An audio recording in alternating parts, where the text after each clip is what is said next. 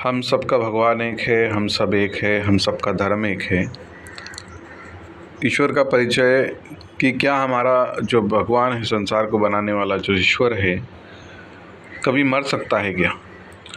आइए इस बात का सही जवाब हम पता करते हैं भगवत गीता, बाइबल, कुरान से। तो देखिए, भगवत गीता का ये 8वां अध्याय 20 नंबर का ये श्लोक है। 8वां अध्याय 20 नंबर का ये श्लोक है।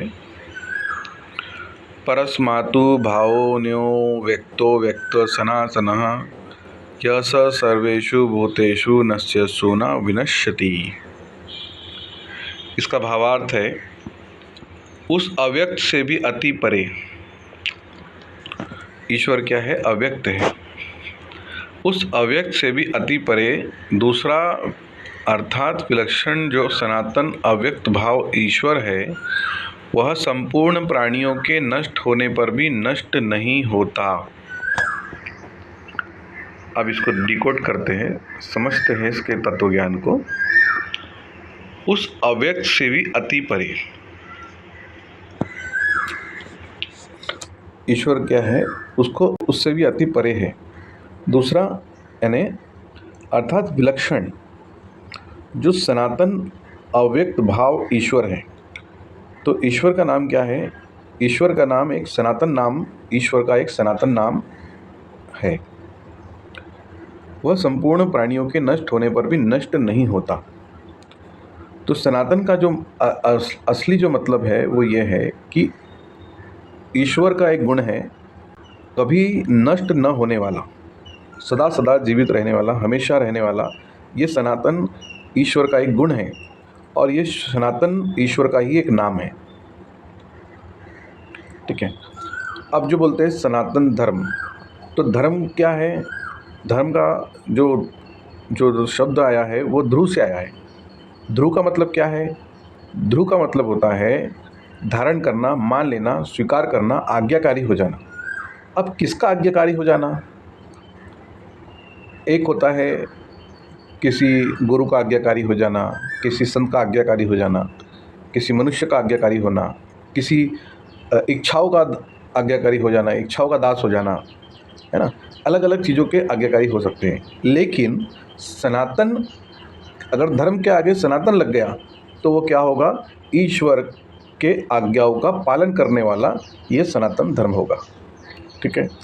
तो आइए, तो हमारा जो सवाल था वो ये था कि ईश्वर कभी मर सकता है क्या? तो जवाब ये है भगवत गीता से कि वो जो ईश्वर है वो सनातन है, यानी कभी नष्ट न होने वाला, उसको कभी मृत्यु नहीं आएंगी, वो हमेशा हमेशा जीवित रहने वाला है। जो सारी सृष्टि को चला रहा है, सारा संसार, जमीन आसमान सूरज चांद, एक दिन सब कुछ नष्ट हो जाएगा, नाश कर दिया जाएगा उस ईश्वर के माध्यम से, लेकिन उसका नाश करने वाला कोई नहीं और वो सदा सदा रहने वाला है। आइए अब देखते हैं बाइबल में क्या है। End of the days I Nebuchadnezzar lifted up mine eyes up to heaven, and my understanding returned unto me, and I blessed the Most High, and I praised and honored him that liveth forever, whose dominion is an everlasting dominion, and his kingdom is from generation to generation। इसका भावार्थ है, फिर उस समय के अंत में मैंने ऊपर स्वर्ग की ओर देखा, मैं फिर सही ढंग से सोचने विचारने लगा, सो मैंने परम प्रधान परमेश्वर की स्तुति की जो सदा अमर है। मैंने उसे आदर और महिमा प्रदान की। परमेश्वर शासन सदा करता है, उसका राज्य पीढ़ी दर पीढ़ी बना रहता है। तो ईसा मसीह जी ने क्या किया? उस एक परमेश्वर की क्या है भक्ति करते हुए ये इस बात का उल्लेख किया कि परम प्रधान यानी सबसे पहले जो परम प्रधान है, परम यानी सबसे बड़े, प्रधान सबसे बड़े और प्रथम परमेश्वर की स्तुति की जो सदा अमर है। तो ईश्वर क्या है? अमर है। परमेश्वर क्या है? अमर है। वो कभी उसकी मृत्यु होने वाली नहीं है। ये बात हमको बाइबल से भी पता चलती है। अब आइए पवित्र कुरान से हम देखते हैं कि क्या वो जो ईश्वर है, जो सृष्टि करता है, क्या उसकी मृत्यु हो सकती है या नहीं हो सकती है। एक 28 नंबर की सूरह है, 88 नंबर की आयत है।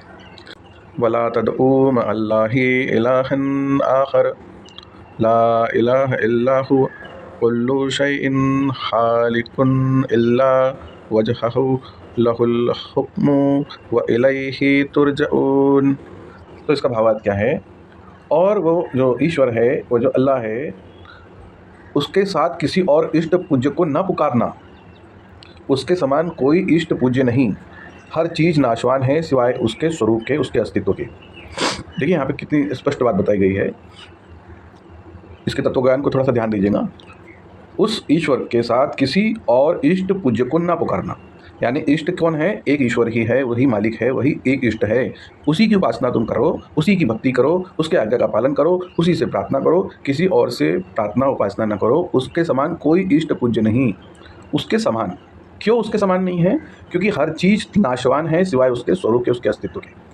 तो हम मनुष्य अज्ञानता में, यहाँ पे दो बातें समझिए। मनुष्य इंसान अज्ञानता में उसकी पूजा कर रहा है, उसकी भक्ति कर रहा है जो नाशवान है। लेकिन कहा यह जा रहा है कि तुम उसकी उपासना करो जो अनाशवान है, जिसका नाश नहीं होता। तो ईश्वर का कभी नाश नहीं होता, वो सदा सदा रहने वाला है। जो सनातन भाव ईश्वर है, सनातन है, सदा रहने वाला है, उसी की उपासना तुम करो और उसी की आज्ञा का पालन करो। तो देखिए, ले दे के घुमा फिरा के वही बात आती है कि जो हमने इसके पहले भगवत गीता में पढ़ा था कि सनातन ईश्वर का नाम है, उसके आज्ञा का पालन करना ही सनातन धर्म है। और यही बात कुरान के इस भाव से निकल के आ रही है कि तुम उसी ईश्वर के आज्ञा का पालन करो, उसी की उपासना करो, उसी से प्रार्थना करो, उसके आज्ञा का पालन करो। और यही भाव भगवत गीता के अनुसार सनातन धर्म है। और यही बात पवित्र कुरान से भी स्पष्ट होती है कि तुम एक ईश्वर, सनातन ईश्वर की उपासना करो, उसके आज्ञा का पालन करो, यही सनातन धर्म है। भाषाओं में विभिन्नता हो सकती है, लेकिन अर्थ सेम वैसा ही है, वही है। ठीक है, तो हमें ये जवाब हमको मिलता है कि क्या हमारा ईश्वर मर सकता है? तो भगवत गीता, बाइबल, कुरान से हमें ये बात स्पष्ट रूप से साफ मिलती है कि ईश्वर की मृत्यु नहीं होने वाली, वो हमेशा रहने वाला है। क्योंकि ईश्वर की उत्पत्ति नहीं हुई है, उसका जन्म नहीं हुआ है, उसका स्टार्टिंग नहीं है। वो सदा सदा से था, सदा सदा रहने वाला है। जमीन, आसमान, सूरज, चांद, मनुष्य, प्राणी, जितने भी भूत और भौतिक है, जो भी आपको दृष्टि से दिखते हैं, वो सबका एक दिन नाश हो जाएगा, महाप्रलय के दिन। और उसके बाद में ईश्वर जो है, सिर्फ और सिर्फ ईश्वर, एक सृष्टिकर्ता जो प्रकाश है, जो प्रकाश पुंज है ज़मीन और आसमानों का, वही जीवित रहने वाला है। बाकी सब का नाश हो जाएगा। लेकिन वो मनुष्य को दोबारा इसलिए उठाएगा ताकि उसके कर्मों का बदला दिया जाए। इसलिए मनुष्य जैसा बोएगा वैसा पाएगा। अच्छे कर्म करे।